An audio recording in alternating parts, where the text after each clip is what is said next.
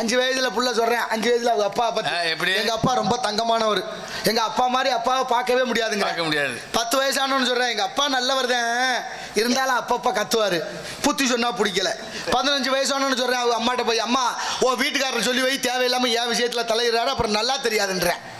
அப்புறம் 20 வயசானவன தலையில அடிச்சுக்கிறேன். எப்படிமா அந்த ஆளை கட்டிட்டு கூடுவோம் பண்ண. ஐயோ கடவுளை, அவங்க 2 பேரும் பேரம் பேத்தி எடுக்க போறா, இவங்க தலையில அடிச்சுக்கிட்டுறாங்க. அப்புறம் 30 வயசான சொன்னாங்க, எங்க அப்பாவோட பேசுறதே இல்லைங்க. யாப்பா எது செஞ்சாலும் குத்தம்ங்கிறாரு, லூஸ் மாதிரி பேசிக்கிட்டுறாருங்க. நடக்குதா இல்லையா? அப்புறம் பாருங்க, மண்டையில முடி வெட்டிக்கிட்டு வாங்கடான்னா கோடு போட்டு ரோடு போட்டு, நாகரிகம் அதுக்கு பேரு, பண்பாடு அதுக்கு பேரு. தம்பி வெட்டலை சிரிக்கிறாங்க.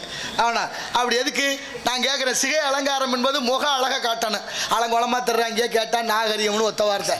ஆனா அந்த பயலுக பெரிய பிள்ளைகள் ஆயிட்டாங்க, வெட்டிட்டு வராங்கன்னு பாருங்க. ஒரு அம்மா சின்ன பிள்ளை, அவனுக்கு ஒண்ணுமே தெரியாது, அவனை கூட்டிட்டு போய் அவங்க அம்மா கோடு போட்டு கூட்டிட்டு வரான். எதுக்கு அந்த கோடுன்னு அந்த தாய்க்கும் தெரியாது, பிள்ளைக்கு. உலகம் போற போக்க நான் எங்க போய் சொல்லுவேன்? அசிங்கமா இருக்கு பாருங்க. அப்புறம் கேட்டா நாகரிகம். 40 வயசான அவனுக்கு கல்யாணம் ஆகி பிள்ளை விட்டு வந்துருமா? அப்ப சொல்லுவான் பாருங்க, ஏன்டா அந்த பாடுபடுத்துறிய. அந்த காலத்துல அவளை வறுமையிலையும் எங்களை எல்லாம் எங்க அப்பா எங்க எப்படி வளர்த்தாரு தெரியுமா? எங்க அப்பா மாதிரி அப்பாவை பார்க்க முடியாதும்ப. எப்ப? 40 வயசுல. யதார்த்தம், இதுதான் வாழ்க்கை. இக்கரைக்கு அக்கறை பச்சை, அக்கறையோட இருந்தா இக்கரை பச்சை. அத்தனையும் நஞ்சா போய் விட்டது இந்த உலகத்துல. தயவு செய்து சிந்தித்து பாருங்கள். நோய் இல்லாத மனிதர்களை காண முடியவில்லை. அதிகமாக மருத்துவமனை கட்டப்பட்டு கொண்டே இருக்கு. ஏன் அப்படின்னா நோயாளிகள் பெருகி கொண்டே இருக்கிறார்கள். 25 வருஷத்துக்கு முன்னால குடும்ப கட்டுப்பாடு மையம் இருந்துச்சு தமிழ்நாட்டில். ஏன் அதிகமா குழந்தை பிறப்பு நடக்குது, அதனால ஜனத்தொகை கூடுது, அதை கட்டுப்படுத்தணும்னு கொண்டு வந்தாங்க. படிச்ச இளைஞர்கள் சிந்திச்சு பார்க்கணும்.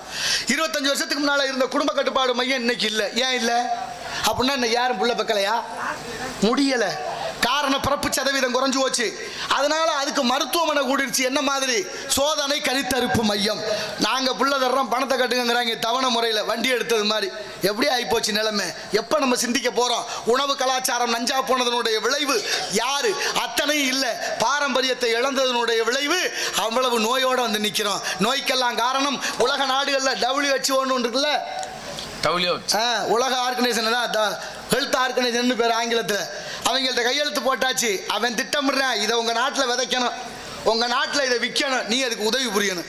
இங்க இருக்கவனுக்கு எது நடந்தா என்ன, காசு வந்தா சரின்னு ஆகி போச்சு. அப்படித்தான் முதல்ல பருத்தியில் ஆரம்பிச்சோம், அடுத்து ஜல்லிக்கட்டு மாடுல ஆரம்பிச்சோம். நாட்டு மாடு இருக்கா யார் வீட்லயாவது? மாட்டு சென மாடு இருக்கா? காளை மாடு, பசு மாடு, காளை ஏறுதல்னு ஒன்று வச்சிருந்தோம். காளைக்கு போடுறதுன்னு கூட்டி கொண்டு போய் அந்த மாதிரி செஞ்சோம். இன்னைக்கு இருக்கா? போட விடாம வச்சுக்கிட்டேன். ஏன்னா ஊசி அவன் கொடுத்துட்டேன். அந்த ஊசி இங்க விற்கணும். காளை மாடும் பசு மாடும் சேரக்கூடாதுன்னு சட்டம்.